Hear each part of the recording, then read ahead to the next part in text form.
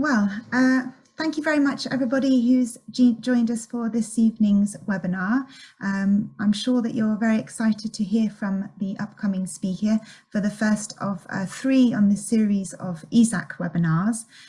My name is Gemma Appleby and I'm here representing ESSO, the European Society of Surgical Oncology. It's a great delight for me to be part of this webinar, and I'm very grateful to my colleagues who will be shortly hearing from in taking part this evening. My main role here is obviously just to say hello from ESSO, but to also just to remind you of a few housekeeping things. It's that this webinar is being recorded and that the recording of the webinar will be shared with you afterwards, which obviously is a great learning tool to not only be taking part this evening, but to then refer back to it at a later date. And we very much welcome you to submit your questions through the chat area. And at the end of the presentations, we hope to be able to answer as many of those for you as possible. So it gives me great delight to hand over to my colleagues Wimsey Lin and Dara London, and take it from there. Thank you very much, everybody. Thank you very much, Gemma, and good morning or good afternoon or good evening, depending on where it is you're tuning in from in the world. We're delighted to kick off our seminar series and have a fantastic speaker in Dr. Lawrence Collett, whose expertise covers a whole gamut of things in clinical research methodology, and is a renowned expert in biostatistics. Her expertise covering methodology of cancer research, in particular studies that involve non-drug interventions, whether irradiation or surgery, quality assurance studies in the field of urology, amongst others. Her research interests include, in statistics, range from development and use of biomarkers and imaging markers for the treatment selection and patient prognostic evaluation, to methodology of early phase studies using molecular targeted agents and innovative exploratory trial designs. Dr. Collett was previously worked at the EORTC for over 25 years as biostatistician and head of the statistics department, as well as being scientific development leader, and currently works for IDDI. Without further, there's an immense amount more I could say to sing the praises of Dr. Collett, but without taking up too much more of her valuable time and her speaking time, I'll hand over to you, Dr. Collett. Thank you very much. Thank you very much for those kind words. It's really my pleasure to be rejoining with the ESSO, and in particular the ESAC group. So today I should be talking to you about non-randomized studies.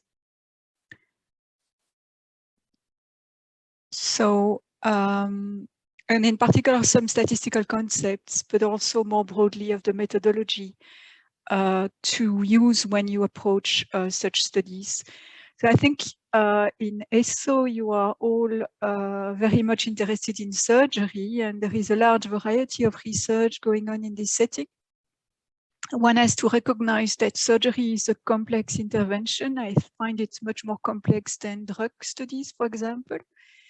And that very often we have to think of the trial in the perspective of not only the surgery itself, but also all the preoperative, postoperative care and all characteristics of the patient, the surgeon, the team around the surgeon, and the ethics that sometimes limits the statistical, that put some restrictions to the statistical methodology that can be used when one does research in this setting. So, but I think nevertheless, whatever study you will want to conduct, in general, what we are all after in research is some notion of causality, which factor is associated with which outcome. And I want here to just exemplify a situation where you see here a very nice and strong correlation between the per capita cheese consumption and the number of people who died by becoming tangled in their bed sheets. It's a very strong association, but it doesn't mean it's causality. And I think one of the major problems that we see in the non-randomized trials, and in particular in retrospective studies, is this misinterpretation of associations, which is information that one factor informs about the other, that the two are related, and causality, which in addition has some directional relationship that one factor is not only associated, but is also the cause of the change in the other factor. I think that really is the fundamental problem. And a typical observational report, I want to illustrate some of the concerns that we will be discussing today. So if we take really the basic of the basics, which is the case series, so a description of what happened to a series of patients with a particular diagnosis, perhaps treated with a particular strategy, and then you find this nice publication in a single center series. Physicians report that 49 of their patients given a particular treatment for heart failure had a median survival of 37 months, for example. So in terms of information provided, it means that if you are comparable to the patients and get the same treatment for the same condition, you have 55% chance to survive 37 months or more, even though you have a large confidence interval around this value given the small sample. But more generally, I would question, were these consecutive patients, is the group of patients already committed to this treatment representative of a larger population? What is the generalizability of this single center study in a small number of patients? What kind of comparative context can I find for interpreting this report at the light of the outcome that patients could have with an alternative treatment? So these are all the concerns that we will discuss today in reviewing the various types of designs that one may encounter. So another example of issues, and then I think I'll have covered most of the problems that are typical of this setting. For example, you find an association between surgery for hip fracture and a risk of mortality. And several observational cohort studies reported that a delay of surgery increases the risk of mortality in the patients with hip fracture. This is probably a true association, but other characteristics of the patient that result both in a delay of the surgery and at the same time in an increased frailty may act as confounders and inflate the apparent association between the putative causal factor and the putative outcome variable that would have been influenced by the surgery. So this typically, when you have a third factor of a set of third factors that are both associated with the causal factor and with the outcome factor, is a situation of confounding that leads to problems of interpretation of the results. So there are many other ways of, say, modifying your results or causing inflated association or deflated association that methodological problems, which we call biases. These are systematic distortions to the results. And I invite you to check this website where the biases and the various problems are really nicely explained and illustrated with discussions. So for us, I think we will focus on a limited number of problems that are the most often encountered. Selection bias, that is when the sample is not representative, or when you have lead time bias or attrition. Chance, of course, when you have small samples, you have variations that can give you wrong results. You may have measurement errors, for example, when you have informative missing data. Confounding, which we just explained. And reverse causation is sometimes also present when you do retrospective studies or when the temporality of the cause and the effect is not clear. So all these biases may say blur the interpretation of what you see, when you have a positive association seen or a positive correlation seen in your study, the associated biases may have caused this association. It may be a true association, it can be a chance association. Likewise, when you see no association, it may be that biases have eliminated the association that existed so that you don't see it, or maybe truly there is no association, or sometimes also there is lack of power to detect the association. So we have really to tune our interpretation of results at the light of all these biases. So we have methods to try to adjust for biases. For example, the most common bias in the observational analysis is known as the confounding bias, which we discussed earlier. Here is another example. We have patients with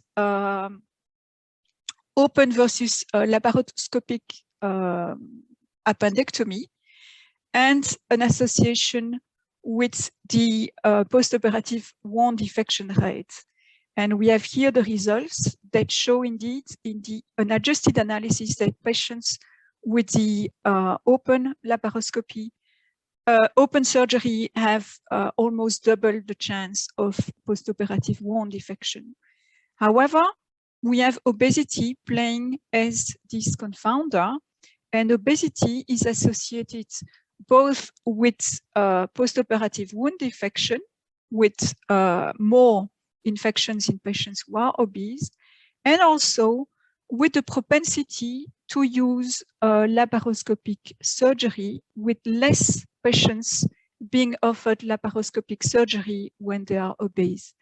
The way to adjust this analysis would be to look separately in the two groups of patients who are obese and patients who are not obese, to do the comparison, and you see that within each group there is absolutely no difference between the two arms, and then get an overall result by combining the results in the patients with or without obesity. So in a way to subgroup the analysis into subgroups where you can compare like with like, which is actually what we call adjustment of the analysis. So this adjusted analysis and adjustments, when you know which factor is a potential confounder, is the appropriate way to get a correct interpretation of the results. So no, there is no association, but actually once you take this confounding factor into account, you have the correct interpretation. Now, the best approach to eliminating biases, of course, these are randomized controlled trials. This is the closest you can get to comparing two groups that differ by one factor that you've assigned by randomization, and everything else is being equal.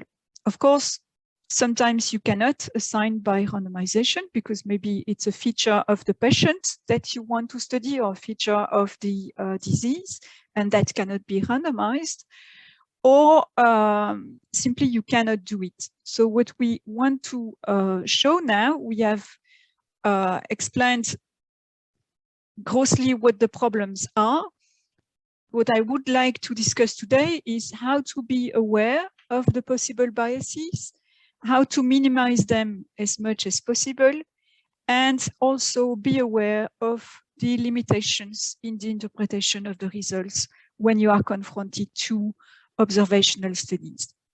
I think first of all, we need to distinguish the case control retrospective studies from the cohort studies that can be generally prospective and where you analyze sometimes data that were prospectively collected, but you retrospectively analyze those data. So typically the cohort studies are the large registries.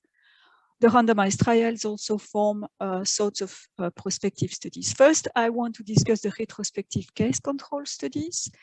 The difference between the two is that in a case control study, you will class the patients according to the outcome of interest and you will look back for risk factors or exposure factors. In a cohort study, usually you first group the patients according to exposure to the risk, and you prospectively follow for the outcome of interest. Okay, so the temporality, here you group by outcome and here you group by risk factor. So an example of a case control study, for example, here we have a paper that is relatively recent. So it's a risk assessment for distant metastases according to molecular profiling. So they took patients with differentiated thyroid cancer with metastases and patients without metastases. And then they looked back for their risk factors. And they analyzed the association between the risk factor and the risk of metastases. So the method that they used to adjust for potential confounders between this group and that group is a method that is called matching. And matching means that from the larger pool of patients without distant metastases, they will try to pick patients that are similar to the cases with distant metastases that they have identified. So originally, they identified 62 patients with metastases and 225 without. And you see that there are some differences in characteristics. Notably, the tumor size is larger in patients with distant mets, and the age is also different. What they now do is try to find for each patient, a patient with a similar tumor size and age, and they will restrict the analysis to the group of patients for which they could find a twin, if you wish. So here we end up with two groups of almost equal size. You see that the patient characteristics are now well balanced. You also note, however, that the characteristics of the resulting group are effectively similar to the group of patients with distant metastases, so not anymore of the larger population, and that has to be taken into account in the interpretation. And then they go on and they will compare the molecular characteristics of this group with this group that is similar in terms of two important prognostic factors. And that's actually what they did, and they found some genes were associated with the outcome. So when you do this kind of studies, what is important is that your cases and controls must be comparable with respect to the major risk factors. So you need to match or to find a way to adjust the analysis for those important confounders. Noting that when you match, for example, in this example by age and tumor size, you cannot anymore study this factor in your analysis. If you are using existing records, the challenge is that sometimes the records for the controls would be less complete, for example, or that you would have a retrospective series where a factor that is now known to be important to the outcome of interest would not have been collected at the time, and then your analysis is really limited. And sometimes when the exposure is more subtle and relies on the recall of the patients, you may have recall bias as well. You never can adjust for unknown confounders. That's something that only randomization can do. And in practice, when you do matching, you generally need a large pool of potential controls in order to find the good matches for your case. And the analysis that you do at the end will be in the group that is the common denominator to your cases and controls in terms of patient characteristics. So you have to be careful about that when you do your interpretation and reporting of your results. I think I have said that, so I will just go on and continue with the cohort studies. So this is the other group of studies, and that's something that we see more commonly, either because they're prospectively planned or because these come from a retrospective analysis of prospectively collected data. For example, when you do a retrospective review of existing charts that were collected in the hospital, the information was collected prospectively. So we distinguish for the cohort studies, so those where we first class the patient according to exposure. The retrospective cohorts, it's actually the retrospective analysis of prospectively collected data. Sometimes you have ambidirectional cohorts, so your study starts, you have some information that was already recorded and the rest is recorded prospectively. For example, if you study associations with smoking, the patient was already a smoker before, but he will also continue to smoke after. And you have prospective cohorts where you actually start your study and you prospectively plan it. You take the patients when they're exposed and you prospectively follow them to collect information about their outcome. This is typically what is done in interventional cohort studies, but you also have that in registries or surveys where you take all the patients that present with a certain condition. So an example, liver transplantation with grafts from super obese donors. So in this analysis, they wanted to study if the survival of patients who received grafts from donors that were, say, suboptimal, because they, again, I'm sorry if I picked examples based on BMI, but that's a very commonly studied factor. So in this case, they took 665 consecutive patients that were liver transplanted in their institution. They reviewed 468 cases, and they found 18 patients who received grafts from super obese donors, and they tried to find 2 matches for each donor. Again, some methods can be used. You will see in this report that they first wanted to match for this important parameter, but they couldn't do it. So they finally matched on age of the patient, age of the donor, and this factor.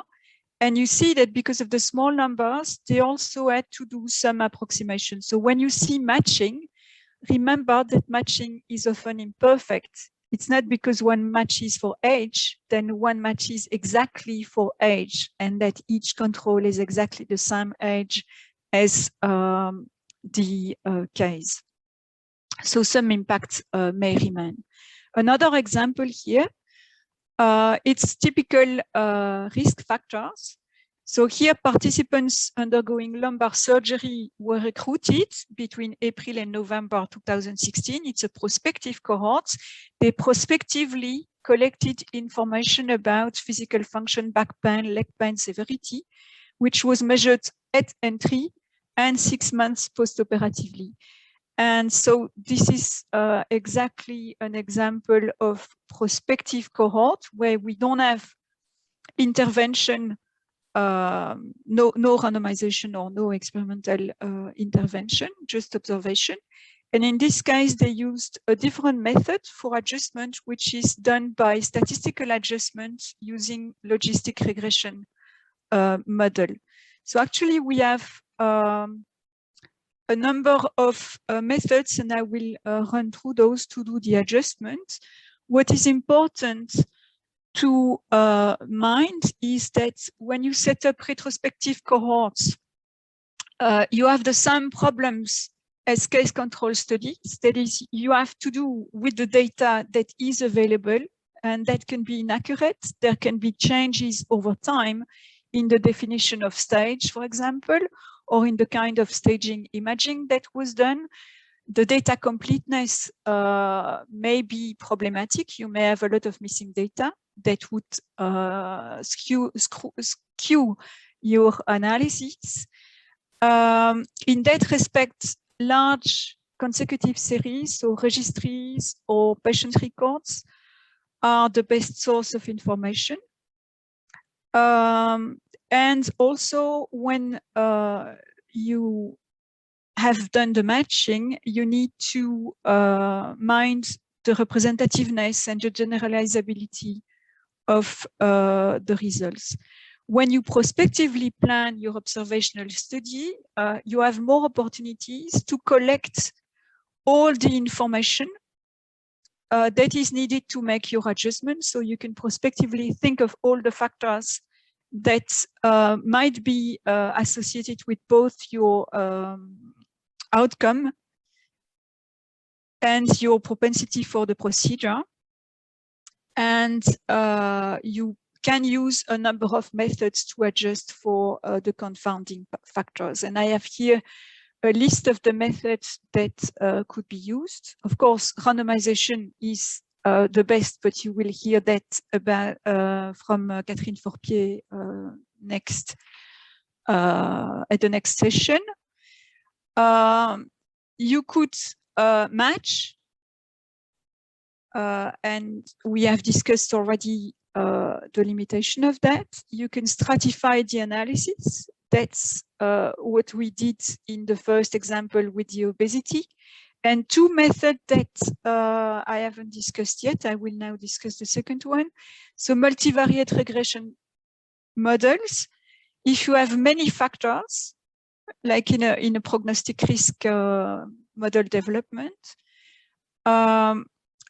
you want to adjust for all of them together. The best is then to use a model to do that. Obviously, you will only adjust for the known confounders. That's the same for all the methods except for randomized trials. And if you have a large number of covariates, you will need a large sample size. So you need to mind the power and the precision. And for that, you may need to have a larger sample size than if you do simple stratification for one or two factors. And then you can also use a different form of matching if you have a lot of factors, which is, instead of matching for each factor individually, to create a model that will incorporate all the factors into a score and match the patients according to this score. So I have here an example of what propensity score matching means. So in this example, we have an association of surgical intervention for adhesive small bowel obstruction with a risk of recurrence. So it's a classic longitudinal study with the aim to evaluate if the type of surgery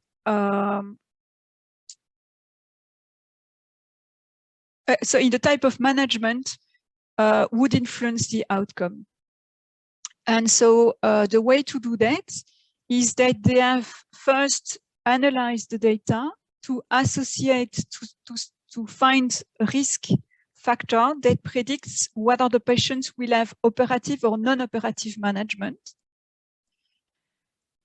After that, they have matched the patients according to the propensity score and conducted the analysis on the matched set, or alternatively, one can calculate the propensity score and adjust the analysis by the propensity score itself.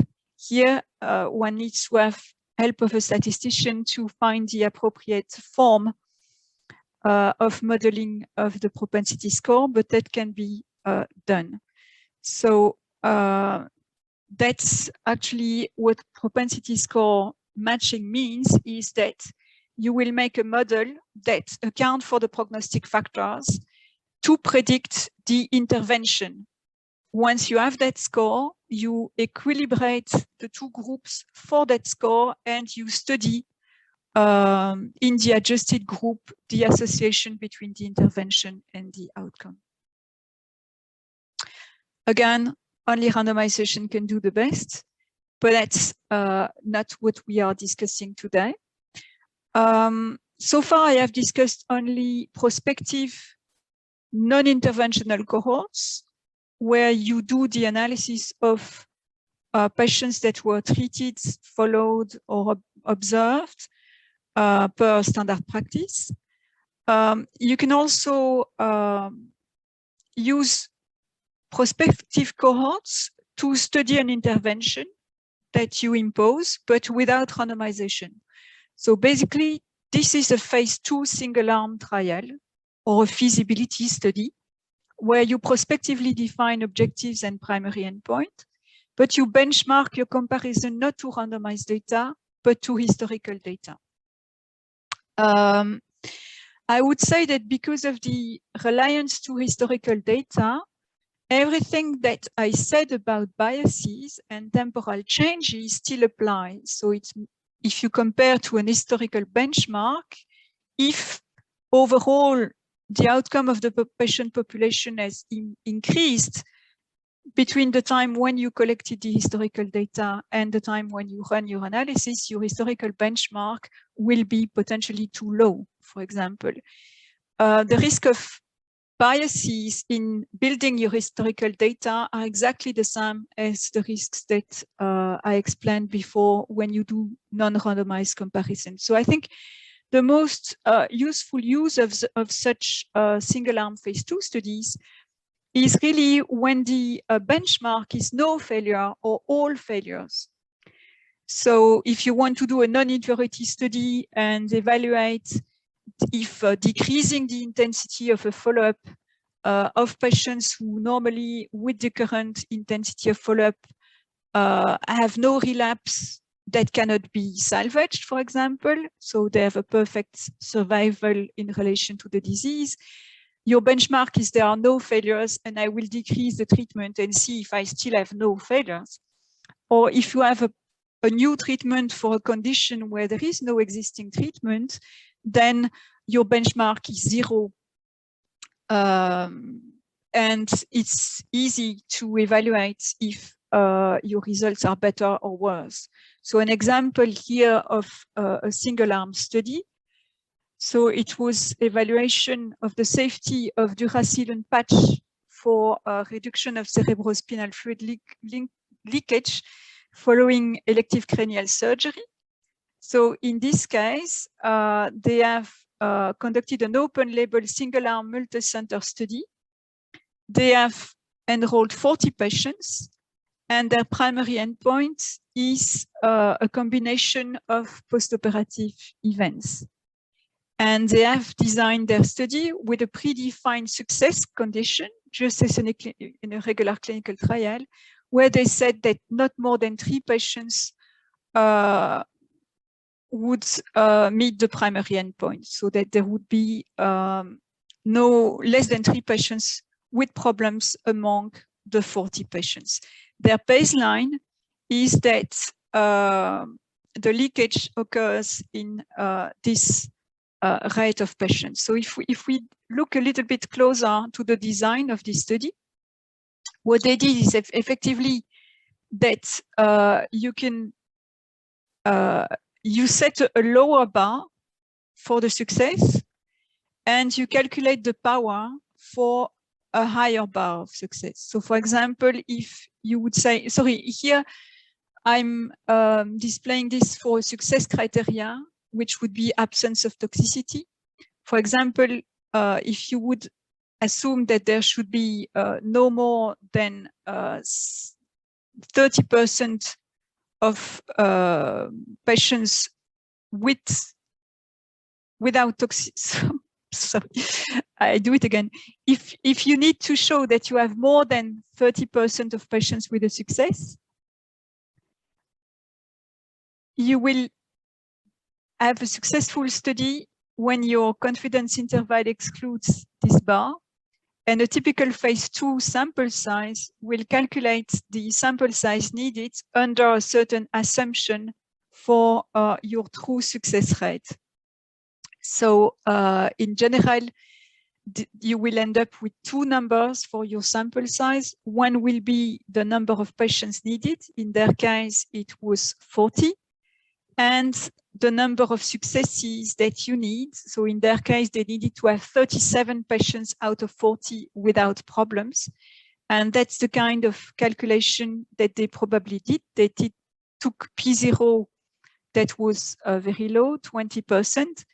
And then they wanted to show that they would increase the rate of success to 40 patients. And they ended up with this kind of sample size calculation.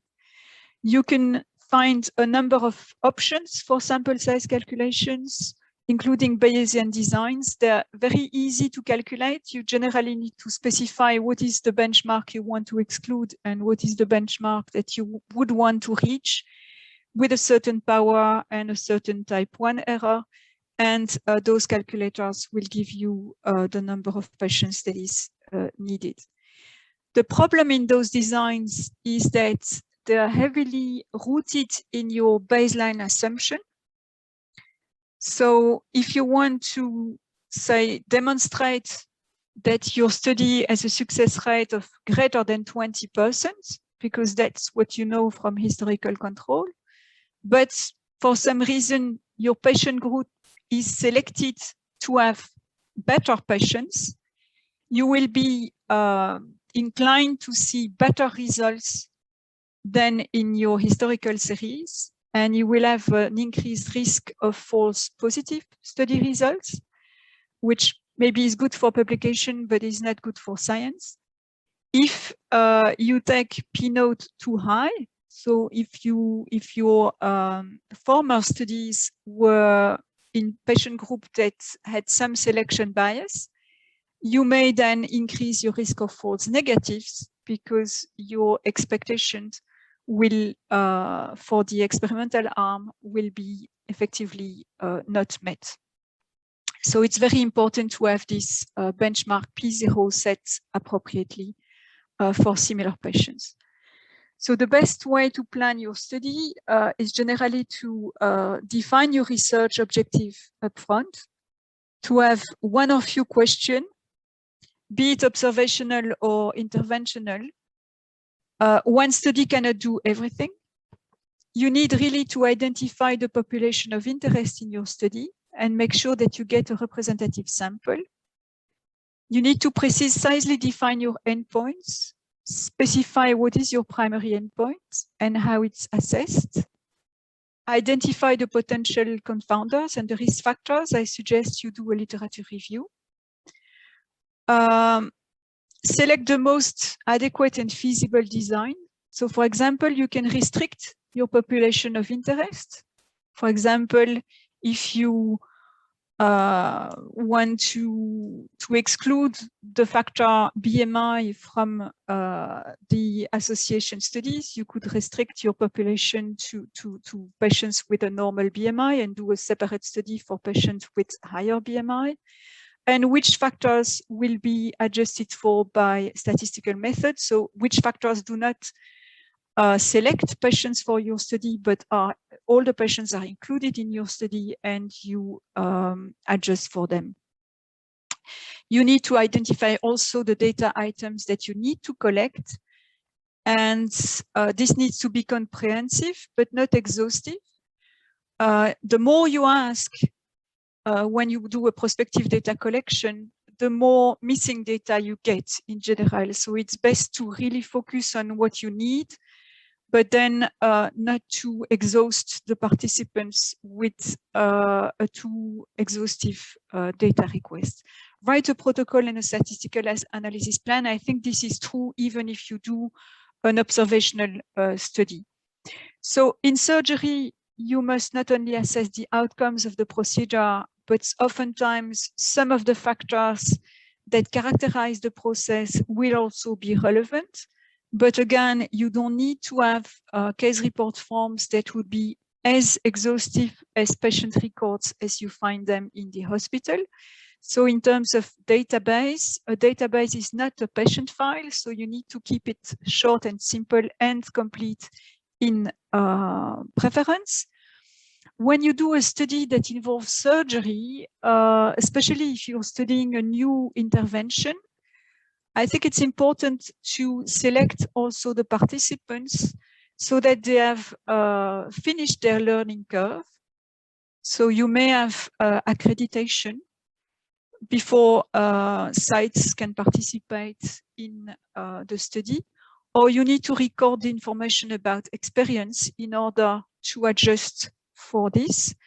When you compare different methods of surgery, be mindful that the surgeon is different from the center, so you need to have equal experience in the same center for different surgeons, and try to keep all the other conditions of the surgery as similar as possible.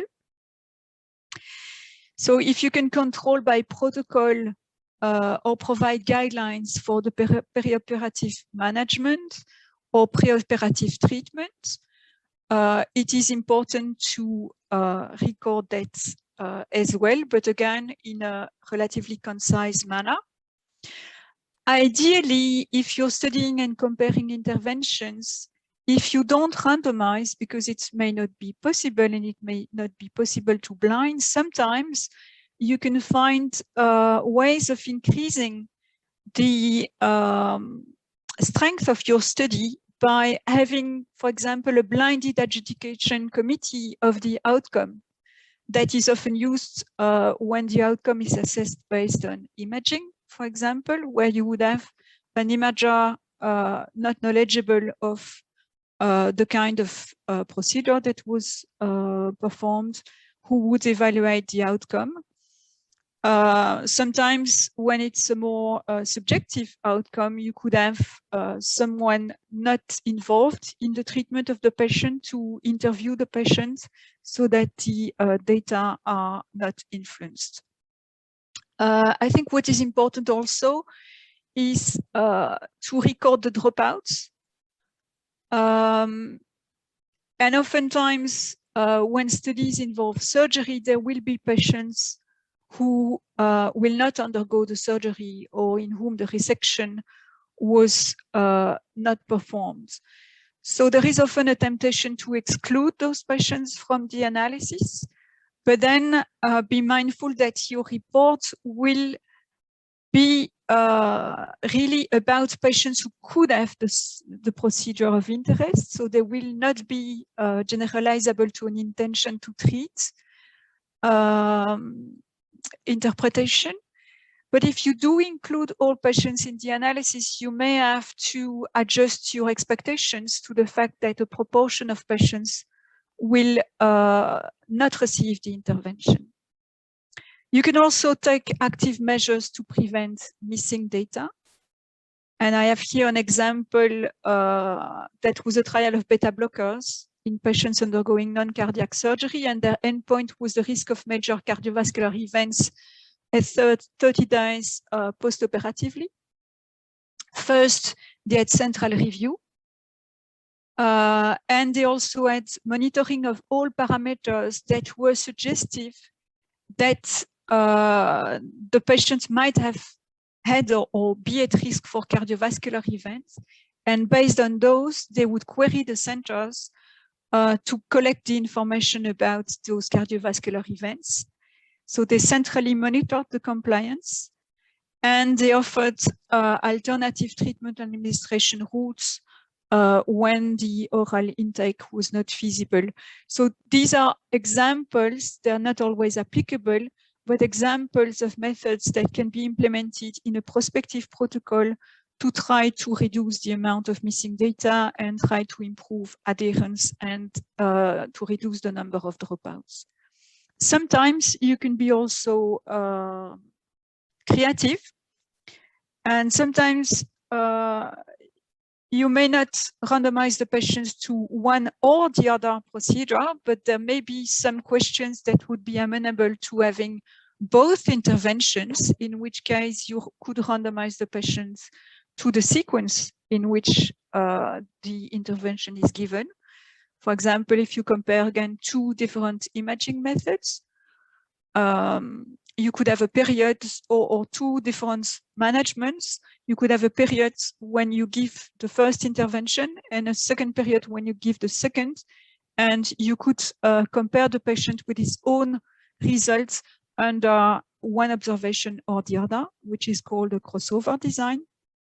And for some questions, you may also envisage not to randomize the patients, but to randomize the centers, for example, to change the management in the center and to do period effects within the same center. So if you want to compare, for example, different ways of managing patients, you could have 3 months the site performs in a certain way, and the next 3 months the site performs in a different way, and you analyze the results within center by comparing the two periods. When you report your study, even if it's an observational study, you also need to be mindful of reporting guidelines. And I'm here giving you a link to this website where you will find absolutely all guidelines about reporting of studies. And you see that for observational studies, there are the STROBE guidelines. There are also extensions for a number of specific type of studies. On that website, you also have in the toolkit a number of documents that are aimed to facilitate the review of such studies. And I think it's always useful to read those reviews and to read the guidance, because they will give you insights that may be useful for you at the time of planning your study. So in conclusion, if you do prospective studies, be it, observational studies, I would say first mind the anecdote, make your study matter. So does it matter to report practice outcomes in a small number of ad hoc selected centers? So try to think of what your study will tell to the reader when it will be published. Prospectively plan the study, even if it's a retrospective analysis. Try to think ahead how you will do your analysis. Maybe set your goals and define your terms of success.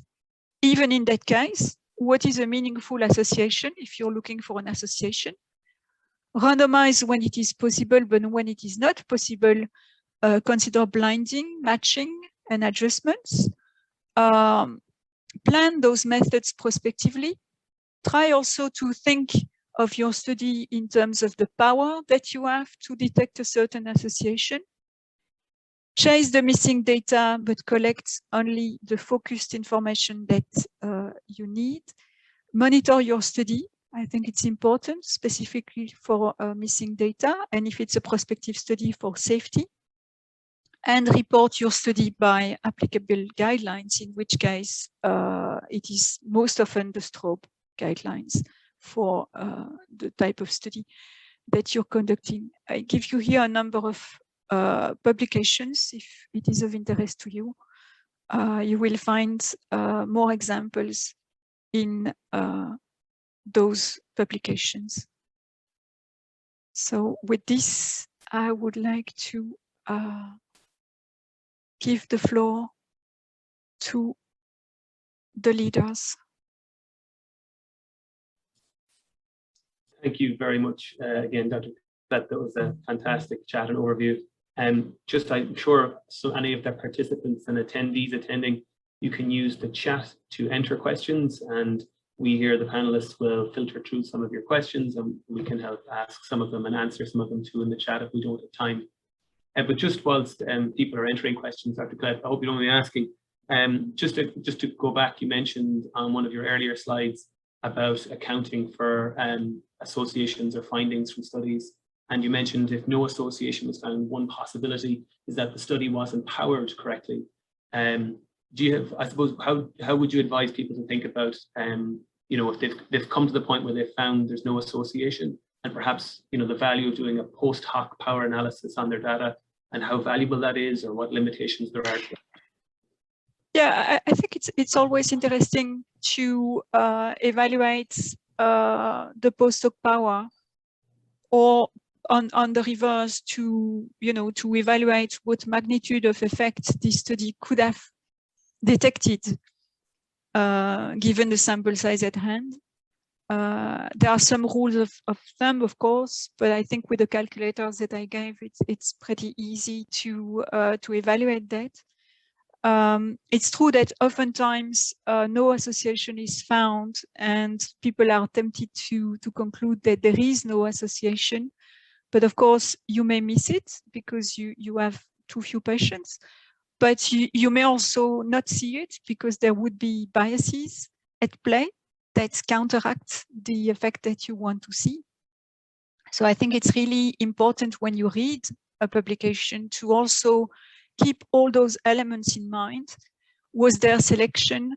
Are the two groups comparable? Was there appropriate adjustment for potential confounders? Is the power sufficient to detect the results? And most importantly, is this study generalizable to the conditions and the setting where I am currently? Because oftentimes, especially with direct matching, you end up with a population that is very, very selected. In retrospective studies as well, it is never intention to treat. It's always people who have had the intervention and the outcome. So that sometimes may be misleading if you're thinking for yourself in an prospective intention to treat manner. So generally, the smaller the sample size, I would say that the higher the risk also of random high. So there is strong, extremely strong results seen in a selected subgroup, because the smaller sample makes it more prone to random fluctuation. Laurence, there is a question from the chat, and the question is a sample size calculation needed even for an observational prospective study? So it is not mandated, but in general, I would think that it is important to have a clue of the size of the effect that your study might be able to detect.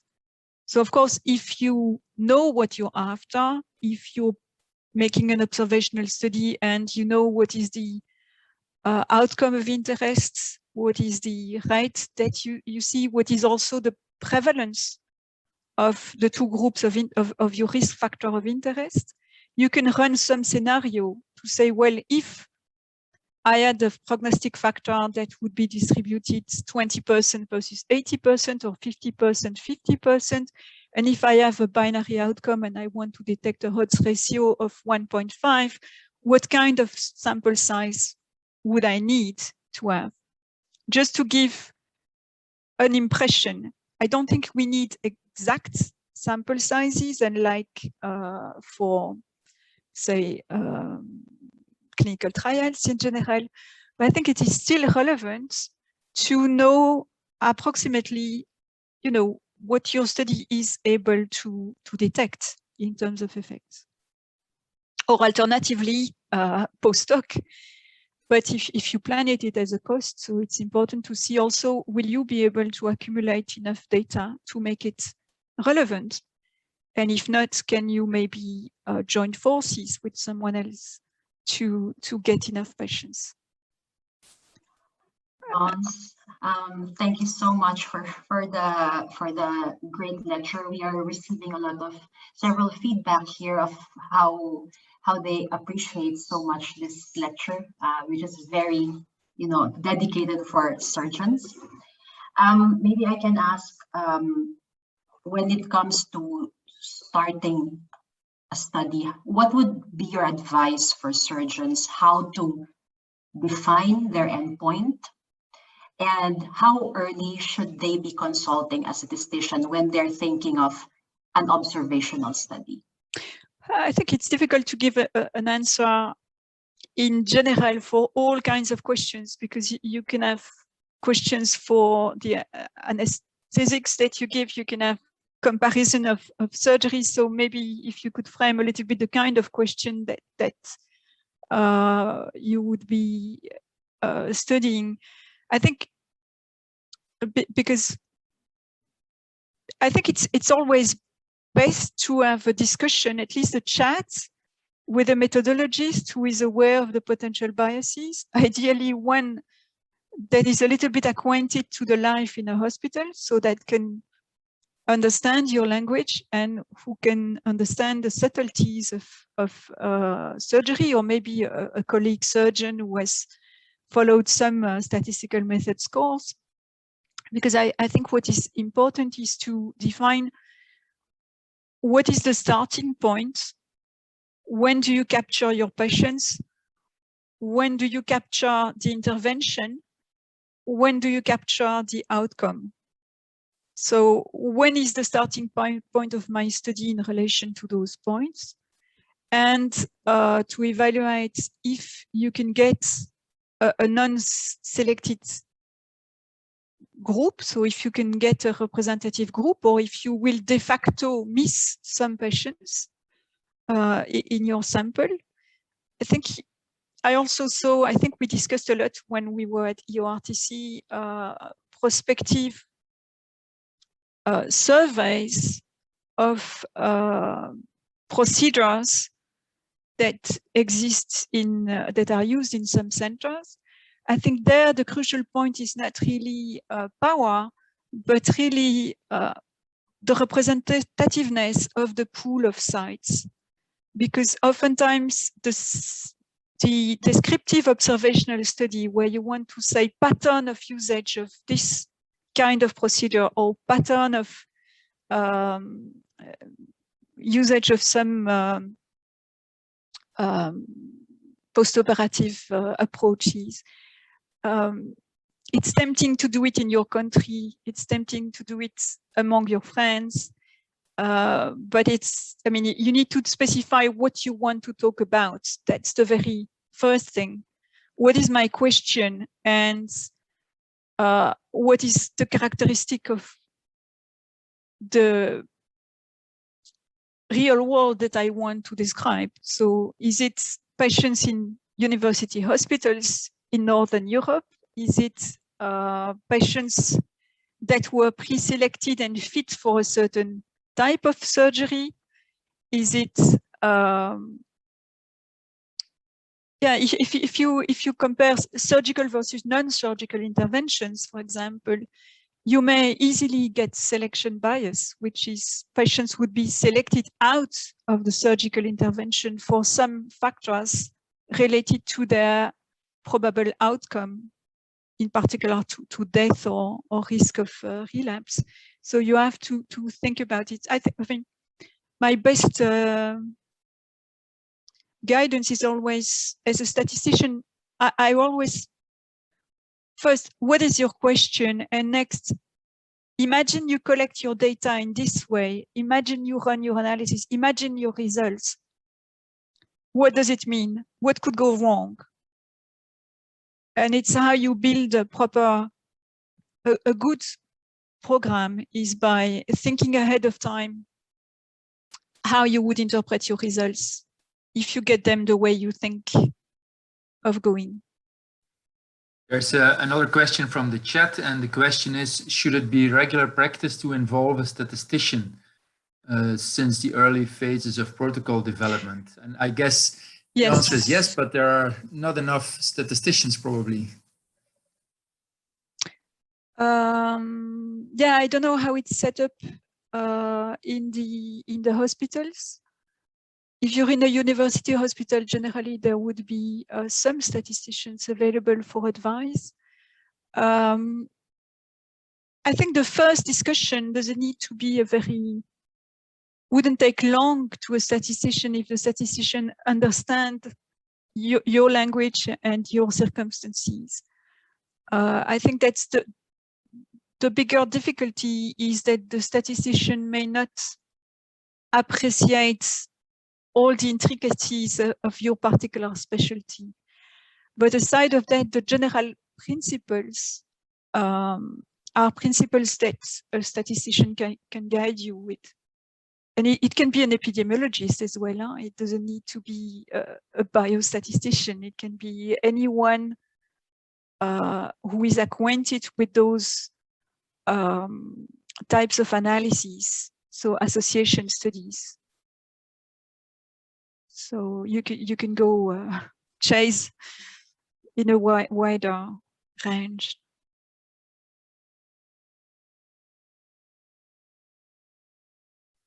So I have a question myself, if I may. So what is very often used in non-randomized trials in surgery is multivariable regression.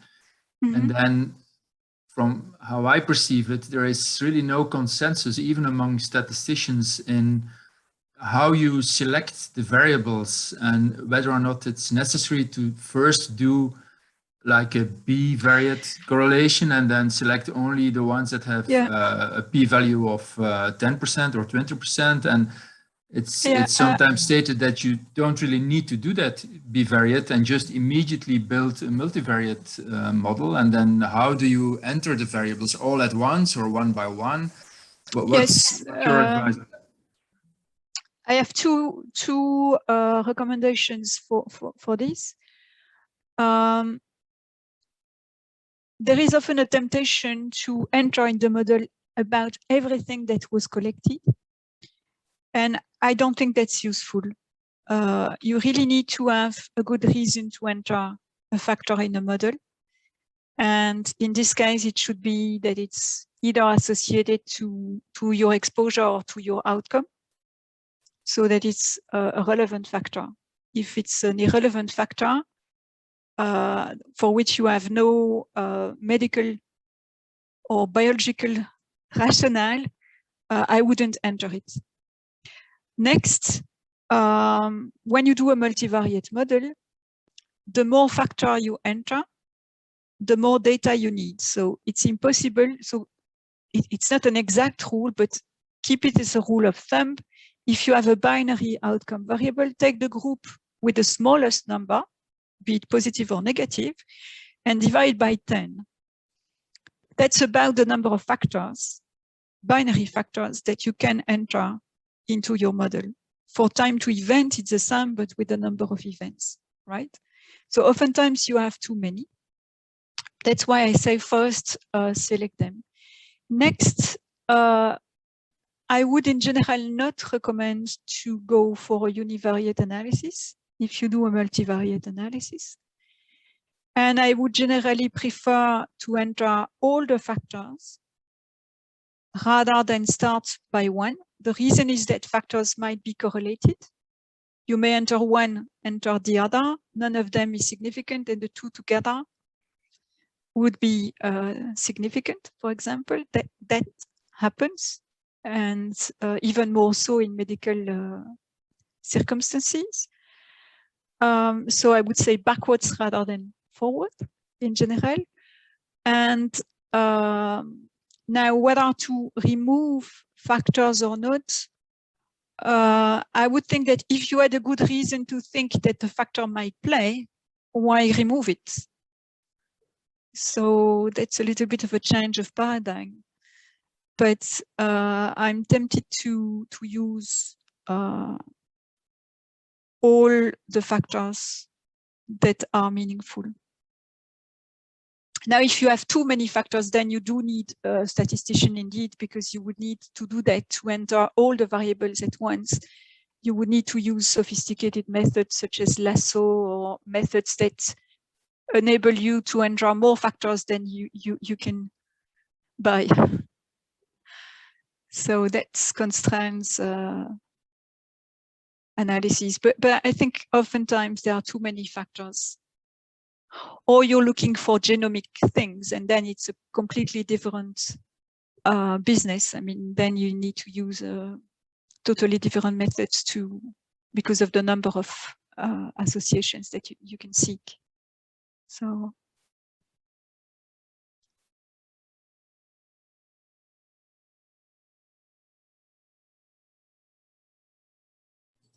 don't know if that's the I answer to think- the question. Go on ahead, Wim. Yeah, I was just about to say that I don't see any more questions from the chat, but maybe we can give people the chance to. I think there's maybe one more comment in the chat. I'm not sure if you've seen. Yeah, it says randomized clinical trial remain unfortunately the gold standard for many health agency and funders. However, in surgery area, observational study consolidated by a robust statistical framework like propensity score is a good alternative to give real life answer to targeted objective. Yeah, I think when you can actually not get randomized evidence, the best is to use appropriate adjustment. Now, propensity score will adjust for confounding for the factors that are known, that were collected.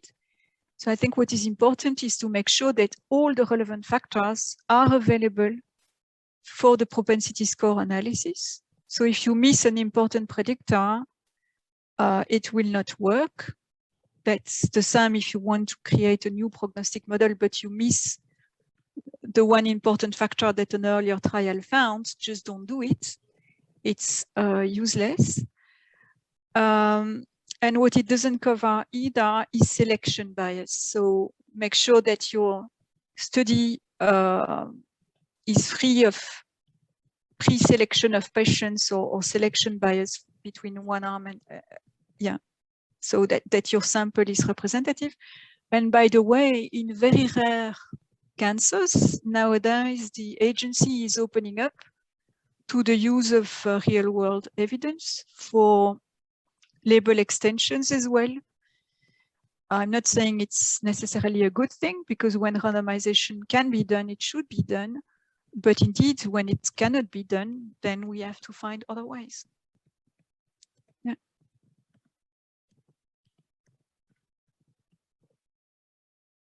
So I'm not dogmatic anymore. Too old for that. Well, Dr. Collette, thank you so much for your time and this wonderful masterclass of a seminar, and thank all of our attendees for joining. And so on behalf of ESO, ESAC and the Research Academy, thank you, Dr. Collette, and thank all of you for attending. And thank you all. Invite everyone to join us again next week at the same time for the next webinar in our series. Yes, thank you. Thank you very much. I just remind you, I just put up very quickly, Dara, as you said, the next series, but here's just the program for the next two coming up. So we look forward to seeing all the participants join us then. And thank you so much from behalf of the ESO and the ESO Secretariat for everything this evening to all of you as well. So we look forward to the next one. Thank you. It was my pleasure. Thank you, everybody. Bye now. Thank you, Laurence. Bye-bye. Bye-bye. Bye. Bye. Thank you so much.